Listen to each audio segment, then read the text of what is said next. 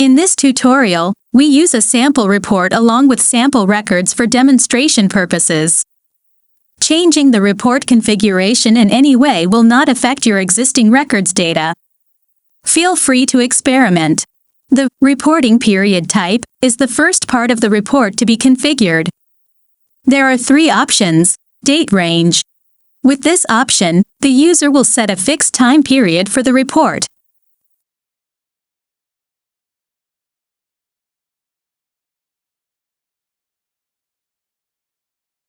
End days up to today. With this option, the inputted days up to today will be considered. All time.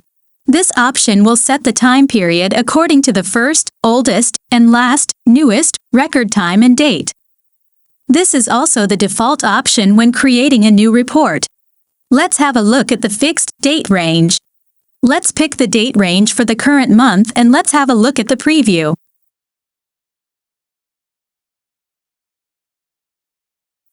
We can see that there is an activity in the middle of the month. When there are new records meeting the criteria, data from those records will be included in the report. The same applies to the end days up to today case. This is useful when creating a report per 7, 14, 30, or any n last days. All time determines the relevant date range based on the records meeting the report items criteria, as mentioned earlier. We can see this in the report preview.